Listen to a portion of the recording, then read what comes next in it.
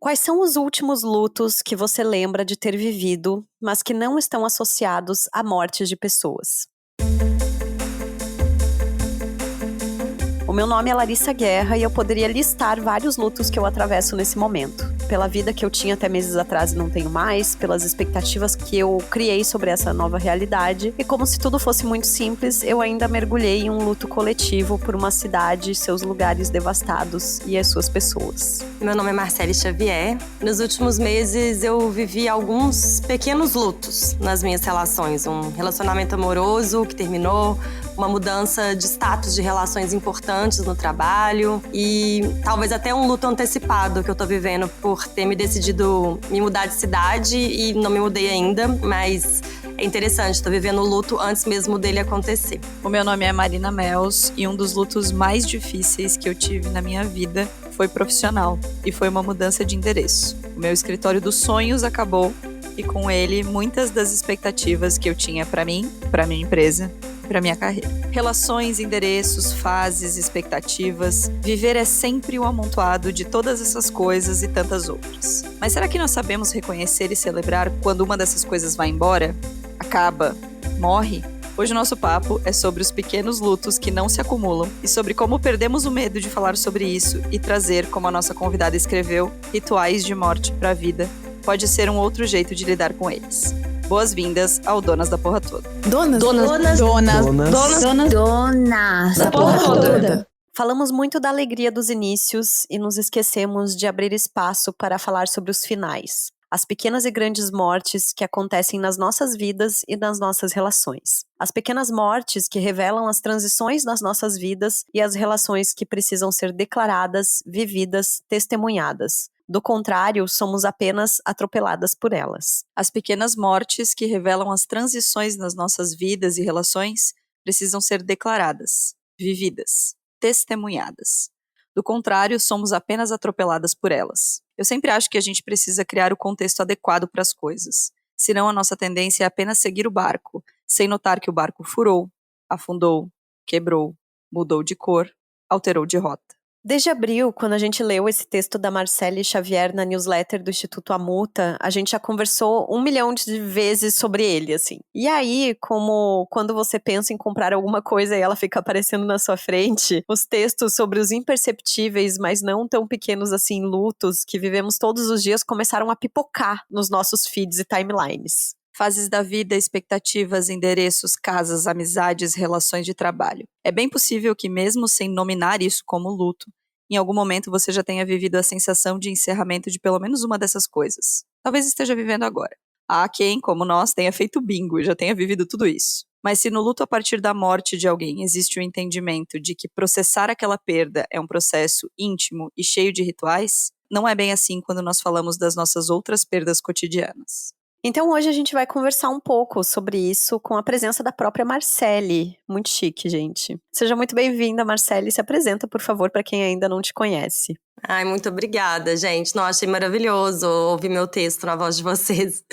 É uma experiência diferente. Eu sou Marcele, eu sou iniciadora do Instituto Amuta. O Instituto Amuta é uma plataforma para transformar as relações a partir de uma abordagem de design. Então, eu pesquiso sobre relações, eu pesquiso sobre comunidade, eu pesquiso sobre conexão, eu escrevo muito sobre isso há quase 10 anos. Faço essa pesquisa, e eu criei uma abordagem que chama Design de Conexões, que tem como intenção realmente, transformar as relações a partir do design. Então, o que a gente faz no Instituto Amuta, o que eu faço é desenhar experiências e rituais pra gente viver coletivamente. Então, uma vez eu escutei isso de um amigo e pra mim faz muito sentido, que é como se o que eu fizesse fosse desbloquear o fluxo do amor, assim. E eu acho que, de alguma forma... Que lindo isso!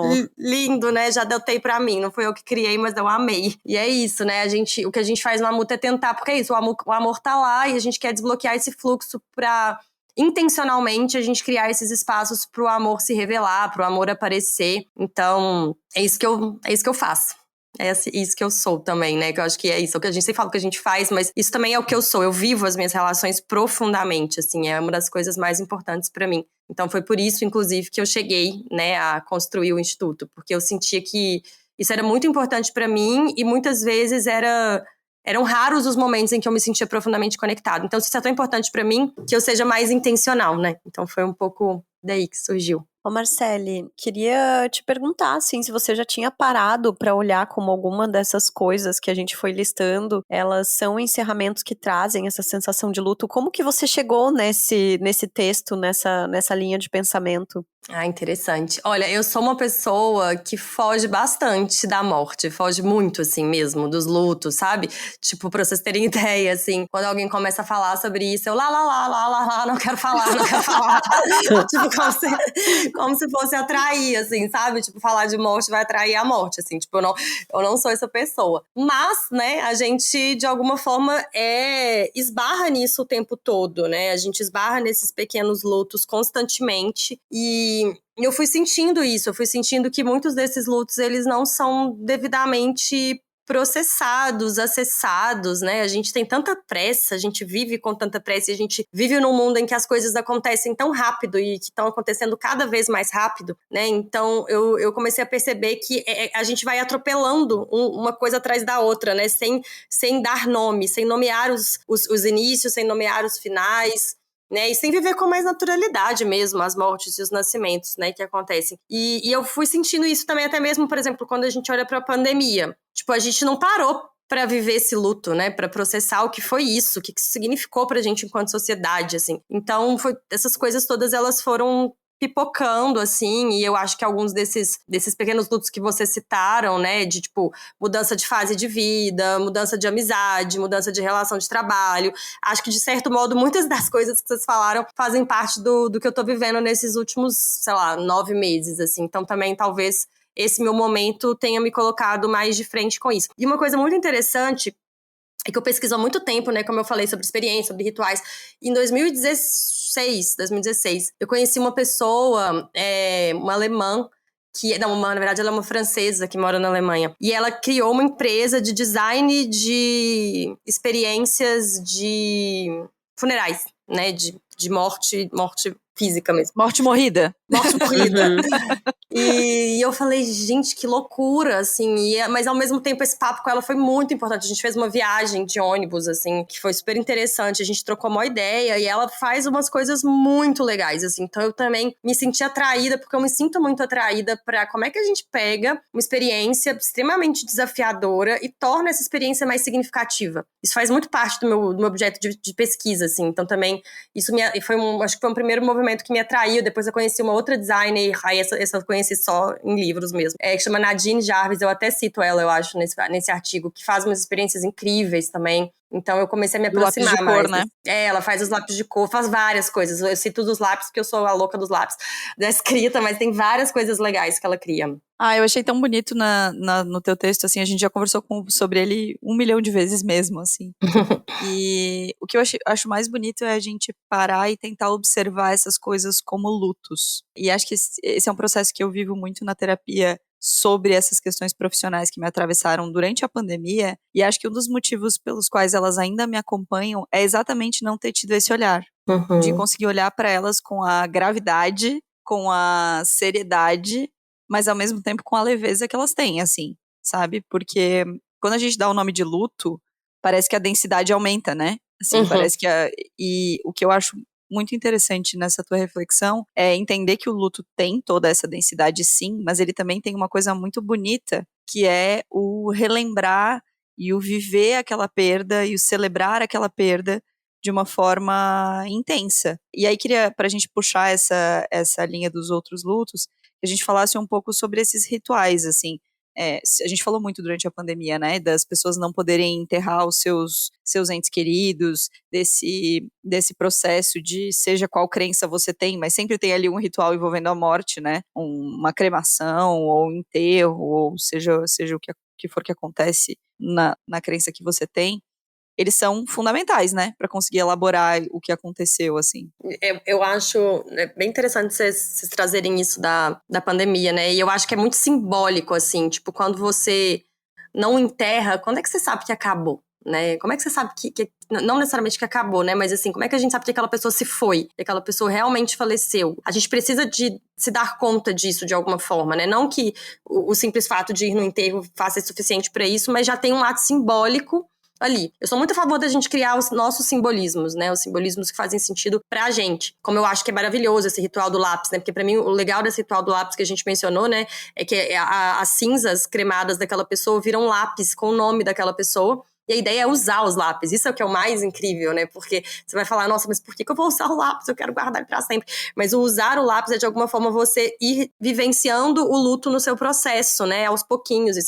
E vivendo essa transformação do que aquele corpo foi, enfim. Você tem o tempo também, né, de ir se despedindo. Então, eu acho que a gente tem muito pouco ritual na nossa sociedade contemporânea, assim, sabe?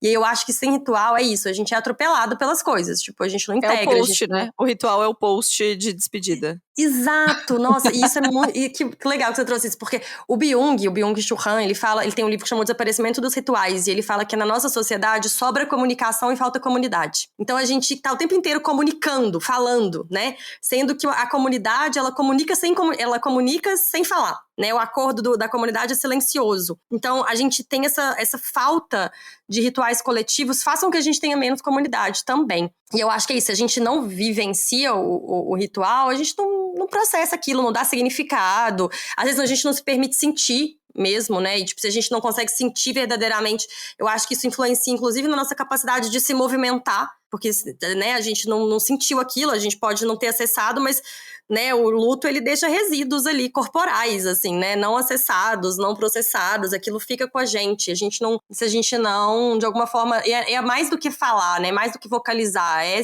o simbolismo que a gente vai criando. E aí, essa coisa do Byung, que eu falei, uma coisa muito legal que ele fala, é que ele fala que uma coisa muito contemporânea, assim, da nossa sociedade neoliberal é que a gente não fecha as coisas. Então, a gente está sempre abrindo, adicionando coisas, né? Então, a morte, ela pressupõe um fim, ela pressupõe um encerramento de alguma coisa. Então, se a gente não cria intencionalmente esses rituais de encerramento, eu falo muito sobre isso quando eu falo de design, né? A nossa tendência é seguir o modelo social que tá posto, né? Então, se o modelo que tá posto é o neoliberalismo, e se o que tá imperando no neoliberalismo é adicionar, abrir, trazer mais camadas, sem os rituais apropriados, a gente não vai viver verdadeiramente esses fins, esses encerramentos. A gente vai continuar abrindo, a gente vai continuar adicionando, né? Então, o Jung fala muito que falta negatividade, sobra positividade, né? E o quanto isso cria um adoecimento coletivo mesmo, assim. Então, eu acho que os rituais, eles são muito, muito importantes pra gente criar vínculo, pra gente criar comunidade, pra gente dar significado pras coisas que a gente vive, pra gente encerrar ciclos, né? Não ficar só abrindo, e aí, né, a gente pode ir lá pro outro livro do Byung também, A Sociedade do Cansaço. O que acontece quando a gente só abre, né? E aí a gente entra em ansiedade, burnout, enfim. Então, acho que dei uma viajada aí, mas acho que são muitas camadas pra gente pensar em rituais mesmo. Eu tenho certeza que a Marina também, essa hora, já tá com uma imobiliária inteira alugada de condomínios sociais. E uma parte que me pega muito, assim, pessoalmente, é sobre essa questão, a dificuldade que a gente tem em colocar um ponto final, assim, né? Parece que a gente não consegue ter essa coragem, até para usar um termo que a gente usou num episódio que a gente fez esse ano sobre esses encerramentos de ciclos, assim. E eu acho que para tu conseguir encerrar um ciclo, além de tu ter que encarar essa sombra, né? O que é negativo de tudo isso, você já vive esse luto, né? E eu acho que essa dificuldade de nomear esse processo todo, acho que só aumenta, assim, a espessura dessa camada, né, do quanto é difícil pra gente, assim. Tu percebe isso também? Nossa, super, né? Até se a gente for falar um pouco, acho que tem vários termos se a gente for em diferentes partes, né? Tem o ghosting, que nada mais é do que não colocar um final numa relação amorosa. Tem aquele soft quitting, né? Que é a galera que não, né, também de alguma forma não pede demissão. Então tem alguns fenômenos de diferentes áreas que a gente pode analisar de como a gente não dá nome, né? Tem uma dificuldade mesmo de dar nome para as coisas, de dizer, olha, realmente esse ciclo se encerrou, né? E isso não significa que a gente não possa abrir um outro ciclo, inclusive dentro dessa própria relação, ou inclusive dentro dessa organização, dessa empresa, dentro de qualquer coisa, enfim, pode nascer algo novo, né? E aí eu acho que isso permeia muito, a gente faz isso muito, assim, porque de alguma forma também declarar que algo se encerrou significa lidar com as consequências dessa escolha do declarar, né? Então, de alguma forma. Então, a gente quer sentir que tem uma continuidade, né? Ou a gente quer fugir das conversas difíceis, ou a gente quer fugir, de certo modo, de admitir pra gente mesma, de certo modo, né? De que aquilo ali já não tá, né, fazendo sentido mais. Porque eu acho que a palavra luto também diz muito sobre isso, né? Porque o luto, ele é uma morte também do futuro, né? Tem essa coisa também, que quando algo se encerra, não se encerra só o que passou, mas encerra um futuro projetado, né? Um futuro idealizado, algo que a gente sonhou, que a gente pensou, e que é mais conhecido. Né? Então, se a gente querendo ou não, por exemplo, se a gente está numa relação amorosa, a gente já imaginou o futuro a partir daquele lugar. E quando a gente termina uma relação, a gente precisa se deslocar disso. Falar, peraí, então agora o futuro é uma página em branco. É um vazio, né? Isso é maravilhoso às vezes, mas é um vazio. Exato. A gente vai precisar sonhar outros sonhos, a gente vai precisar lidar com o desconhecido.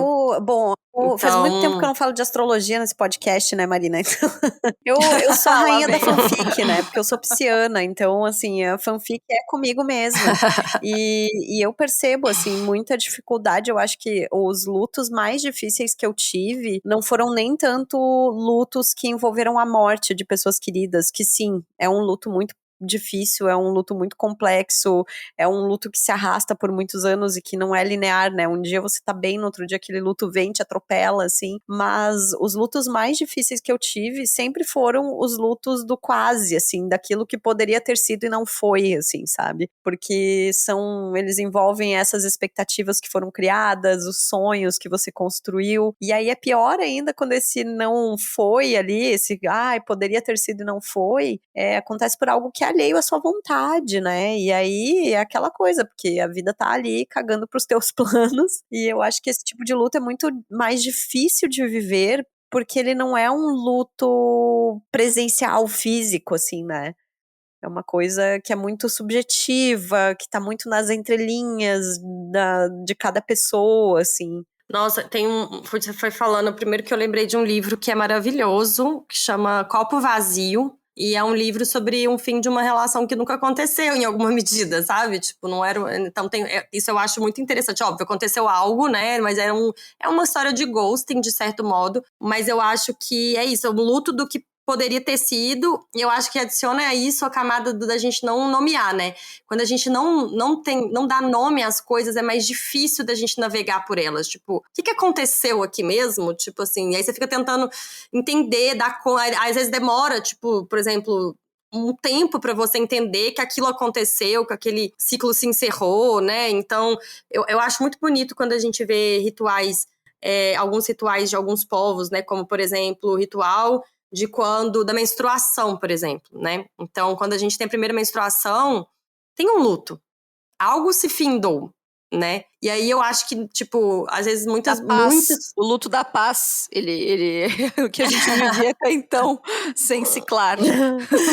Exato, o da infância, né? O fim de um período importante, de algo novo, enfim. E aí, óbvio, eu acho que hoje em dia já tem muitos rituais surgindo, assim. Outro dia eu tava conversando com uma mãe que criou um ritual super legal com a filha dela, mas pelo menos pra mim, assim, foi tipo, o que tá acontecendo aqui? Peraí, deixa eu entender. Minha mãe foi maravilhosa, mas mesmo assim, tipo, era um outro tempo, né? Então, e eu acho maravilhoso como que em algumas culturas, esses rituais de mudança da infância pra adolescência, da adolescência pra vida adulta, tipo assim, até hoje eu não acho que eu virei adulta, tipo, como é que é isso, né? Então, aí fica essa adolescência tardia também, enfim. Então, a gente tem dificuldade de nomear pela ausência de rituais, muitas vezes, e pela dificuldade de declarar, né? E aí eu acho que é mais difícil ainda.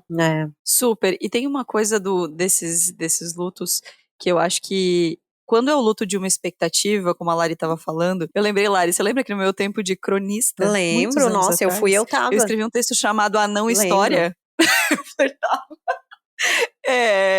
E eu acho que é um pouco isso, assim, as não histórias que a gente vive, né, os momentos que a gente cria, mas não vive, eles vêm carregados, quando eles acabam, quando a gente se dá conta de que eles não vão acontecer, eu acho que eles vêm carregados um pouquinho de culpa também, porque a gente meio que se culpa por ter esticado a corda, sabe, por ter deixado a imaginação ir um pouco mais pra frente, então acho que tem uma confusão ali. E outra coisa que eu fiquei pensando enquanto vocês falavam, é como tem lutos que acontecem quando a coisa, o objeto daquela relação ou daquilo ainda não se foi. Então, agora, assim, olhando em retrospecto para várias relações e para amigas que tiveram relações amorosas também, quando os relacionamentos já acabam e o luto já acontece enquanto ele está acontecendo, né? Quase como se fosse um doente sendo cuidado, sendo que não tem mais o que fazer, né? Mas Aquele processo vai e acontecendo, é normal assim. também, né? Até Exato. acho que tu falou ali no começo, né, Marcele, sobre um luto que você já está vivendo por uma situação que tu sabe que tá chegando ao fim, de uma mudança de cidade e tal, você já vai vivendo esse luto. Eu estava vivendo esse luto da minha mudança de cidade a partir do momento em que eu comecei a cogitar a possibilidade de mudar de cidade.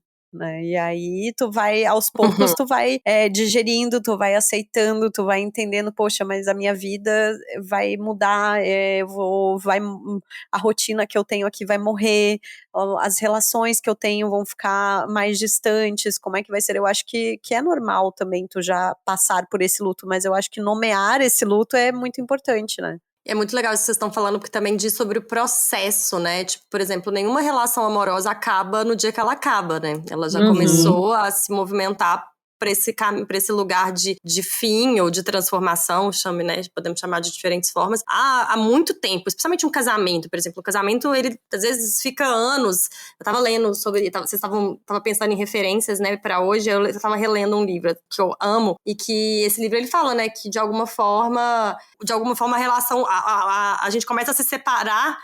Todo mundo fala de quando a gente começa a se relacionar dos casamentos, mas a gente não fala sobre quando a gente começa a se separar. E aí eu acho que tem um paradoxo, porque as coisas coexistem, né? Por exemplo, quando você tá caminhando para a separação, não necessariamente você decidiu que você vai separar, você tá tentando, né? Aí tem momentos incríveis ainda, e tem momentos de super conexão, com momentos de desconexão profunda, com momentos de certeza de que aquilo já acabou, tem momentos que você tem certeza que aquilo não acabou, né? E aí eu acho que essas coisas vivendo simultaneamente, assim, né? Então, por exemplo, agora, eu tô num misto de empolgação e excitação, né? Com a possibilidade do que eu vou viver nessa nova cidade, que é uma escolha 100% minha, não tô sendo levada por um trabalho específico, é uma vontade minha realmente, mas também, ao mesmo tempo, me dando conta de que as coisas vão mudar. E isso é novo pra mim, é interessante a gente falar disso, porque o meu normal é só fazer, sabe? Eu vou muito pra ação, tô indo, e, inclusive foi assim no movimento da última mudança de cidade. E aí agora eu falei, não, mas peraí, isso tem uma consequência, né? Então, por mais que eu esteja fazendo uma coisa que eu quero, tem um luto aqui, deixa eu entender como é que eu me sinto, né? Então, abrir espaço pra isso, assim, também, conscientemente. Coisa que eu e a Marina virou quase que uma das nossas frases clichês do ano, né, Marina? É que nunca é só um sentimento. E eu acho que o luto conversa muito com isso, assim. Nesse período de mudança, pra mim, tem momentos, e eu lembro que o dia em que eu vim a primeira vez aqui para Porto Alegre, que eu vim dirigindo sozinha, eu vim para a cidade que eu nunca tinha vindo para cá, assim, para ficar um tempo e tal, e de repente eu tô vindo morar aqui, assim. E eu vim chorando a viagem inteira, assim, sabe? E a última vez que eu fui para Santa Catarina, eu voltei chorando de novo no carro, assim, porque ao mesmo tempo em que eu sei que a vida que eu tô vivendo hoje é a vida que eu escolhi, que eu quis vir para cá, que eu entendi, que eu vivi esse luto, ainda tem essa dor de olhar pra vida que eu deixei, assim, e de cada vez que eu vou pra lá também me despedir um pouco dessa vida, mas também reforçar esse laço com essa vida, que é uma parte importante da minha história, assim, que tem as minhas pessoas lá, né? Mas não sei se tu quer complementar alguma coisa, Marina? Não, acho que a gente pode falar sobre, continuando nessa de rituais, que eu acho muito bonito. No seu texto você fala de uma amiga que se despediu de um relacionamento de uma forma muito bonita, que teve uma conversa e foi agradecendo a pessoa por tudo que eles viveram juntos, por suporte que essa pessoa prestou e tal. E aí você questiona, que eu acho que é um questionamento muito válido, né? Por que esperar um fim para reconhecer e verbalizar isso um para o outro, assim, qual é o nosso impedimento de trazer esses rituais, de lembrar das boas histórias, de agradecer as pessoas próximas quando elas morrem e não quando elas estão vivas, assim. É uma reflexão profunda, assim, né? Eu não sei exatamente por que a gente faz isso, assim, né? Tipo, por que a gente espera acabar, acabar, morrer, pra gente homenagear, assim, tipo, por que a gente não coloca isso mais na nossa vida, assim? Mas eu acho que talvez tenha algo também sobre o fato de que a gente tem muita dificuldade de saber que a morte tá ali, sabe? Tipo, que a morte tá nos espreitando, assim. Então eu acho que a gente pensa muito pouco sobre a morte. Eu acho que talvez o budismo traz muito isso, né? De como é que a gente inclui na nossa ação, nos nossos rituais, na nossa rotina, nas nossas conversas, né, a nossa capacidade de pensar que a morte tá ali, né, e de pensar na transitoriedade. Eu acho que se a gente pensasse mais sobre isso, vivesse mais isso, talvez a gente teria mais essa noção de viver. Tem um negócio que eu acho maravilhoso, assim.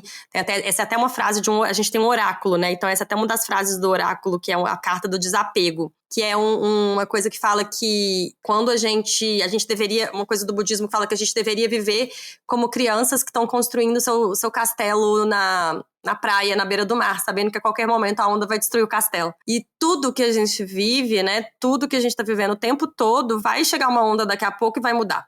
Então eu lembro recentemente, assim, mais ou menos quase um ano atrás, assim, uma amiga falou, a gente tava no aeroporto, a gente tava viajando muito a trabalho, e ela falou, eu tô com saudade antecipada disso que a gente tá vivendo. E eu falei, porque em algum momento isso vai acabar. E aí eu falei, por que vai acabar? Claro que não vai acabar. Por que não, né? Por que a gente tá com saudade da gente tá vivendo? Mas aquilo é de uma profundidade, é de uma sabedoria, de você entender que todos os momentos vão acabar, né? Que tudo que a gente tá vivendo, de alguma forma, é transitório. E aí eu acho que se a gente incorporasse um pouco mais essa filosofia, talvez a gente falaria mais, tipo, por exemplo, você já parou pra pensar que essa pessoa que você ama pode ser a última vez que você viu ela? Que você já falou pra ela que você ama ela? Você já falou pra ela o quanto ela é especial na sua vida? Tá vendo, Marina? Né? Você já parou pra pensar...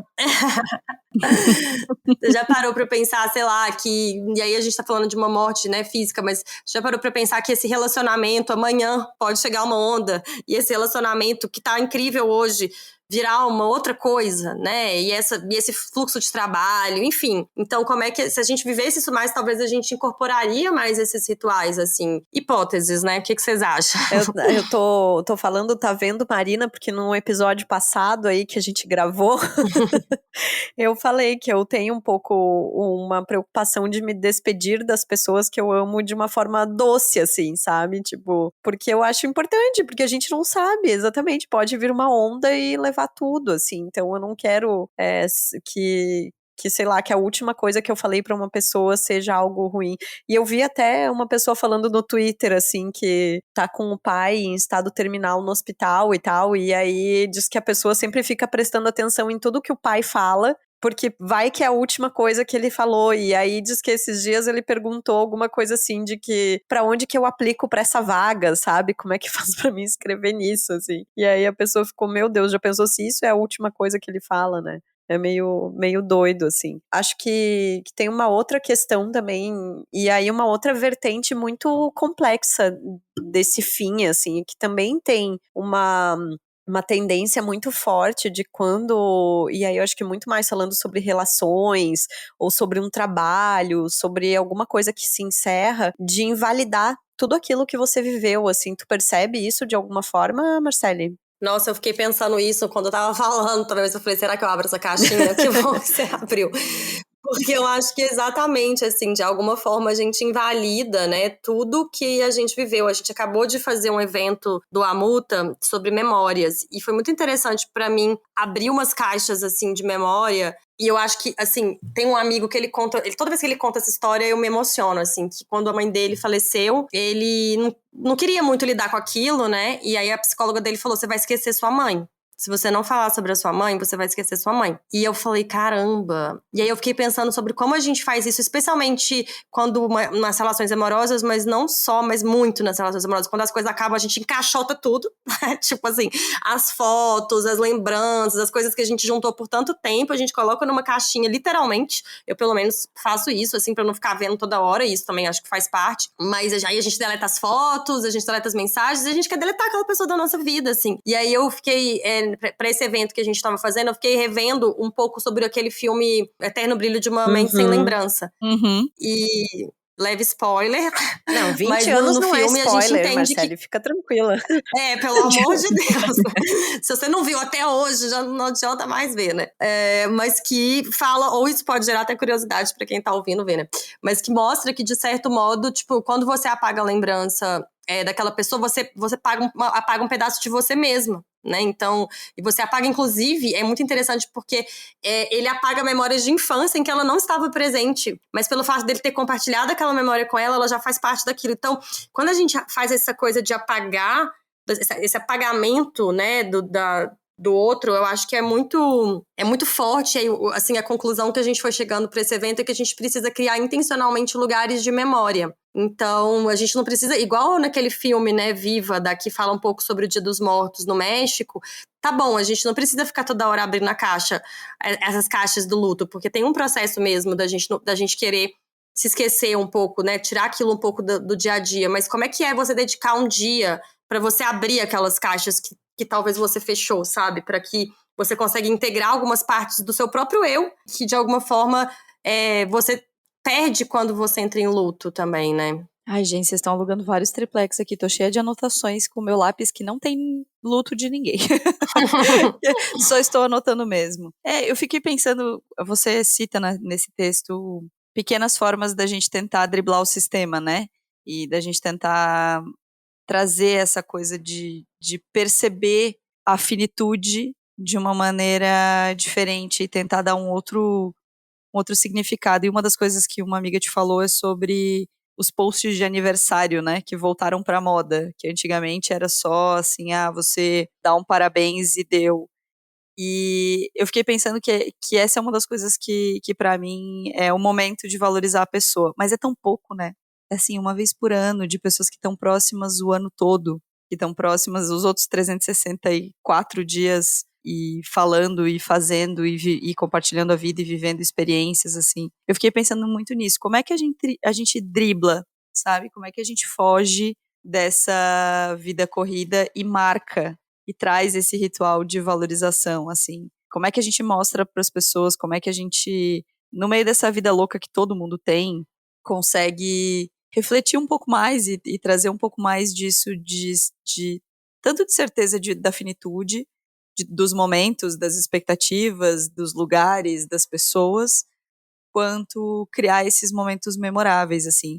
Eu lembro que no dia que a Lari foi embora, que a gente trabalhou o dia inteiro juntas, né, Lari? Quando você foi embora do evento que a gente estava fazendo, a gente se abraçou e começou a cantar. E a gente não disse tchau. Mas eu tenho muito vívida na minha cabeça a memória da gente se abraçando no meio da pista de dança, com todo mundo olhando e chorando junto.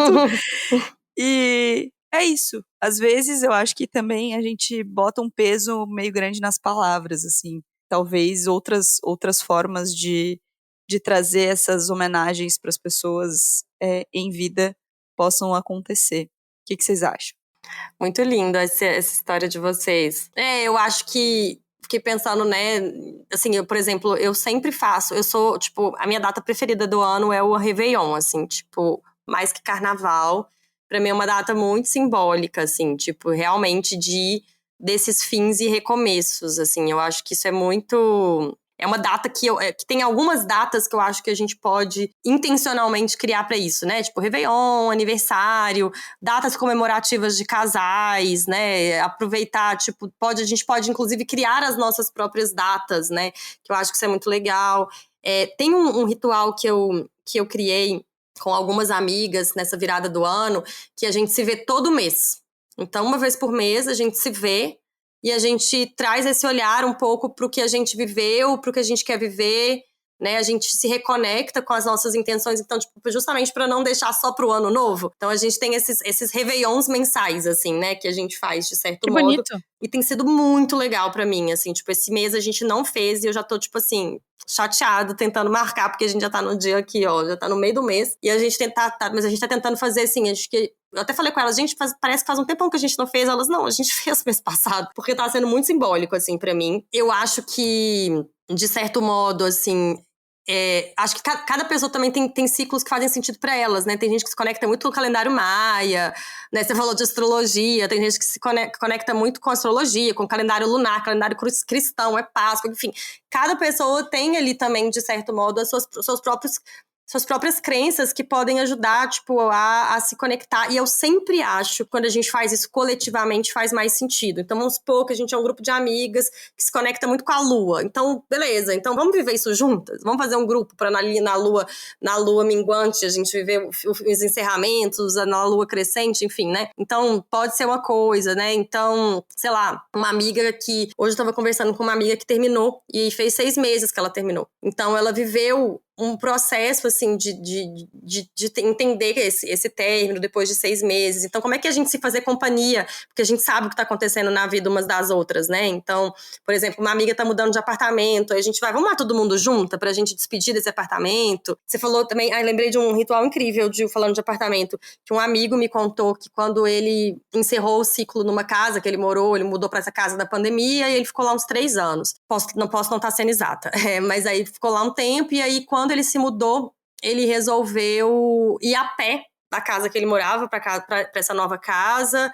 E aí tinha uma coisa não lembro mais se era da lua, do pôr do sol, enfim, ele viveu esse ritual de ir caminhando até a casa, como também essa coisa de se desvincular. Então tem uma coisa física ali também que ele criou, que eu achei que foi bem legal. Tem uma coisa que eu já criei algumas vezes, assim, que é um ritual com cinzas mesmo. Então, teve uma vez que eu terminei uma relação e que eu, de alguma forma, acho que eu escrevi, queimei, peguei as cinzas e fiz uma planta. E, gente, essa planta cresceu de um tanto. Tem tem 2 plantas aqui em casa que foram feitas mais ou menos nessa vibe. Um era de ritual de um apaixonamento e a outra foi um ritual que era sobre medos, assim. Gente, são as maiores plantas da minha casa e eu acho isso muito simbólico, porque elas crescem absurdamente. Então, acho que dá pra gente criar, né, diferentes possibilidades. E aí, um dos rituais que eu conto no texto, né, é um ritual que a pessoa faz no aniversário, né? Então, como é que no aniversário, como é que a gente faz, um Oscar nesse aniversário, né? Nossa, eu queria muito agradecer essa pessoa por isso que ela fez, né? Como é que é todo mundo ali falando e te homenageando. A gente tem quase um constrangimento também, né? De ser apreciada e de apreciar. Então, sei lá, pequenas possibilidades. Me ajudem aí. O que mais que vocês acham que a gente pode incorporar Nossa, aí? eu achei lindo. Achei muito bonito. Não sei mais o que acrescentar. Eu achei que já foi uma lista belíssima, assim, de maneiras de celebrar e também de viver e se despedir das coisas, assim. Tô levemente emocionada. Eu tenho uma amiga com quem a gente faz rituais de séries que a gente gosta, quando coisas similares acontecem. Então, quando ela separou, por exemplo, a gente foi beber uma marguerita igual no Doces Magnólias para assinar o divórcio. A gente assinou na mesa do bar juntas. Ela assinou o contrato de divórcio. Quando foi fazer, sei lá, limpeza de sapatos, a gente fez drinks e ficou brincando que era como a Carrie de Sex and the City quando ela muda de apartamento. Então, sempre que acontece alguma coisa na nossa vida, a gente busca uma referência de uma série que a gente viu juntas, de alguma coisa que a gente viu juntas e tenta trazer isso pra nossa realidade, assim, pra nossa vida, sabe? E acho que também pode ser um caminho interessante para quem talvez não tenha tanta criatividade, não tenha estudado tanto quanto o Marcele esses rituais, para também não deixar esses momentos passarem em branco, né? Porque eu acho que são momentos de celebração de lutos, né? De mudanças, de novas relações, de outras coisas que estão acontecendo. Não, e sabe uma coisa muito... Adorei essas histórias, assim, ainda mais que elas têm álcool, me agradam muito. Faz parte dos meus lutos.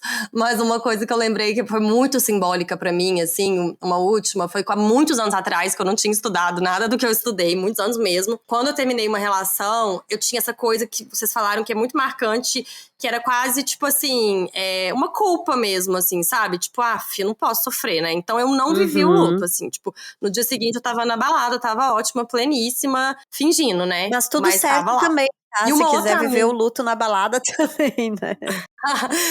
Mas eu acho que eu não me permiti mesmo, sabe? Nesse caso, eu não me permiti sofrer, assim. Tipo, eu não tinha... É quase como se não fosse possível, assim. Tipo, eu tô errada, sabe? De sofrer, que eu acho que é uma negação ao sofrimento.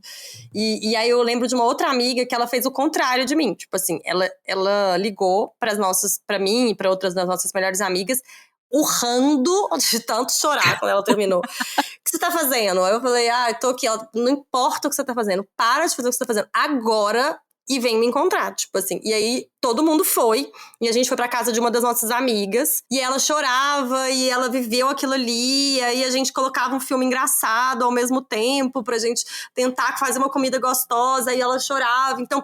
E aí, eu vi como que ela superou rápido também aquele fim, sabe? Então, uma coisa tão, né, não foi uma coisa, tipo, um super ritual, né, vamos queimar as cinzas em papéis e blá, blá, blá. E foi incrível, assim, sabe? Eu aprendi muito com essa forma como ela lidou, que eu tinha vivido algo parecido há, tipo, sei lá, 3 meses antes dela, 6 meses no máximo, e eu vivi como se eu não pudesse, sabe? Eu falei, olha, pode, então tá podendo, né? Então eu acho Aí que vem foi o rebote, importante. tá falando a terapia até hoje. Essa sou Ah. eu. Yay! Exato.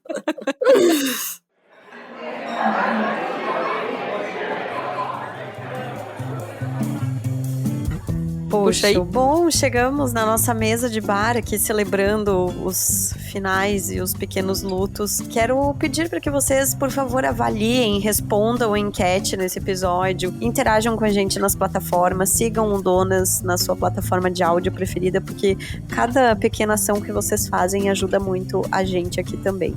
Quero lembrar também que se você ouve toda semana e quer nos ajudar, a gente recebe mensagens falando como é que eu ajudo vocês para vocês não desistirem desse podcast. Então vai lá no apoia.se/donasdapetoda, que a gente tem uma campanha constante de financiamento coletivo, em que se você doar a partir de R$5 por mês, você tem acesso ao nosso grupo de fofocas maravilhoso no Instagram, com as nossas apoiadoras pra gente comentar os episódios e outras coisinhas mais. Você também recebe uma newsletter por mês com todas as dicas do Mesa de Bar, nossas e das nossas convidadas, e ainda tem acesso a uma lista de cupons de desconto de marcas feitas por mulheres que a gente assina embaixo. Então vai lá no apoia.se/donasdapetoda e assine e apoie a gente, se você puder. Mas lembrando que pra compartilhar episódio, marcar, mandar pra amiga, custa R$0 e também nos ajuda bastante. Marcele, conta pra gente, pra quem nos ouve, como que você pode ser encontrada aí nas redes sociais, pra quem quiser continuar o papo contigo. Pode me encontrar no Instagram do Instituto Amuta, que é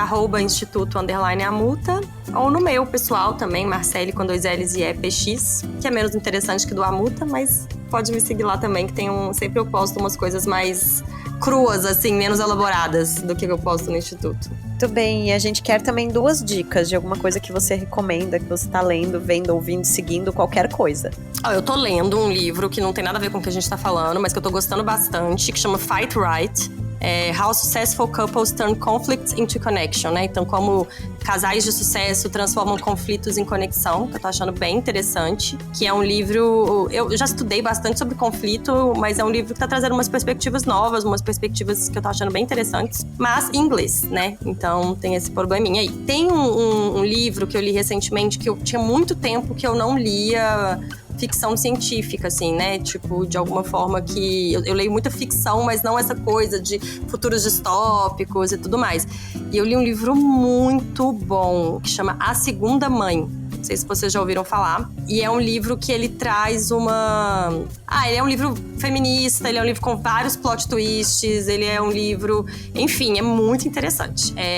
Então, ele te prende, ele te gera reflexões, é bem, bem bom. Eu li recentemente um livro que, para esse trabalho de memória, que eu acho bem legal, que chama Antes que o Café Esfrie. Que é uma lógica de você entrar em contato. Tem a ver com o tema também, que ele é sobre você entrar em contato. Você pode entrar em contato com alguma parte do seu passado, mas você só pode viver isso até que o seu café esfrie. Tem algumas outras regras pra você viver essa viagem no tempo, assim. É muito interessante também. Olha, eu amei.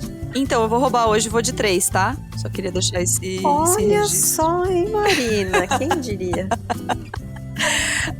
Tá, vamos lá. Eu vou indicar um livro que eu já indiquei aqui, mas que eu gosto muito, que é O A Morte é um Dia que Vale a Pena Viver, da Ana Cláudia Quintana Arantes. Ela tem um TEDx também, pra quem tá mais afim de ouvir. Eu gostei muito desse livro, quem me emprestou foi Malu. Malu, um beijo, amo você. em que ela fala sobre como esses rituais de fim são importantes, são interessantes e podem trazer uma outra perspectiva sobre o luto, assim. É um livro delicioso de ler e, para mim, talvez mais interessante de tudo, é um livro contente. Não é um livro feliz, mas é um livro que tem um contentamento sobre a finitude, assim. Eu acho muito bonito. E aí quero indicar 2 séries de morrer de chorar. 2 séries bobinhas, mas de morrer de chorar, que tem a ver com luto. Uma chama-se Recomeços, na Netflix. É sobre um casal e a sua história. E isso tá no trailer, não vou dar um spoiler aqui, mas ele descobre uma doença muito séria. E aí 1000 coisas acontecem e a série é sobre como a vida desse casal vai mudando e eles vão recomeçando em várias configurações de várias maneiras. E o outro é uma série que eu não lembro se eu já indiquei aqui, mas que eu adoro, que a primeira temporada é bem questionável, mas depois melhora, que é Amigas para Sempre, na Netflix. Que também é a história de 2 amigas. Esse tema de amizade é um tema que nos toca muito aqui, você já sabe. A gente já fez documentário, a gente já fez 1 milhão de episódios sobre isso. Mas é uma amizade entre 2 mulheres que tem uma coisa meio Helena Ferrante, assim, meio tetralogia, de que elas se amam muito, mas elas também sentem inveja, mas elas também sentem rancor, mas elas também sentem mágoa. E eu acho isso sempre muito saudável, quando a gente consegue olhar para qualquer relação, seja amorosa, seja de trabalho, seja de amizade, e entender que, como a Larissa disse, é nossa atual frase do momento, nunca é uma coisa só. Então, é uma série que chama Amigas para Sempre, na Netflix, e que tem, em um determinado momento da história, um ritual de fim muito legal. Então, também tem a ver com o tema, mas isso eu não vou te contar quando, porque daí eu vou te dar um spoiler. Você, amiga? Eu vou com 2 dicas completamente vintage, assim, pra vocês não acharem que a gente só vê lançamentos, né, Marina? Que as pessoas às vezes falam pra gente, nossa, como vocês leem muitas coisas. Não, assim, ó. E aí, vou indicar um filme que eu vi faz umas 2 semanas, tá? Mas filme novo, menina, saiu em 95, tá? Que é As Pontes de Madison. Que provavelmente todo mundo já tinha visto, menos eu, porque eu lembro desse filme passando, tipo, nas tardes do SBT, assim, sabe? Talvez por isso eu não tinha dado muita moral pra ele, mas é um filme belíssimo, com Meryl Streep, Clint Eastwood. Ele faz um fotógrafo da National Geographic, e aí ele vai pra uma cidadezinha de interior, e eles se apaixonam, e tem toda uma história de luto, de um amor, de uma coisa que se transforma. É muito bonito, assim, baita filme, aquele filme pra você ficar emotivo, aproveitar agora que o sol tá entrando em Câncer, né, que é bom pra chorar, e aí é um bom filme pra ver também. E aí eu lembrei de um poema do Drummond, que eu acho que é um dos poemas que eu mais gosto na vida, que se chama Consolo na Praia. E é aquele poema que ele fala que a infância tá perdida, a mocidade tá perdida, mas a vida não se perdeu. E é um poema muito bonito mesmo, que eu sempre volto pra esse texto quando eu tô passando por algum luto, assim, sabe? Porque ele fala, o primeiro amor passou, o segundo amor passou, o terceiro amor passou, mas o coração continua. Eu acho muito bonito. Belíssimo. Quero, antes de agradecer a Marcele, mandar um beijo para a Cíntia Hansen, nossa amiga, que foi quem compartilhou esse texto da Marcele nos stories, que foi quem nos levou até esse texto que gerou esse episódio. Então, quero mandar um beijo para a Cíntia. Querida. E agradecer, perfeita. E agradecer, Marcele, por estar aqui com a gente. Muito obrigada. Gente, muito obrigada, foi uma delícia. E, gente, quero também mandar um beijo muito carinhoso pra uma das minhas melhores amigas, a Thaísa. A Thaísa perdeu o pai nos últimos dias e tá passando por um luto muito intenso, que tá só começando, assim, na verdade, né? E quero lembrar pra ela que ela não tá sozinha nessa, que a gente tá juntas, ainda que distantes, mas a gente tá por aí. Esse episódio é seu, amiga. Beijo. Tchau, gente. Até semana que vem. O Donas da Porra Toda é uma produção independente. Produção, roteiro e apresentação, Larissa Guerra e Marina Mels. Edição e tratamento de áudio, Bruno Stolf. Mais informações no site www.donasdapetoda.com.br ou nas redes sociais no @donasdapetoda.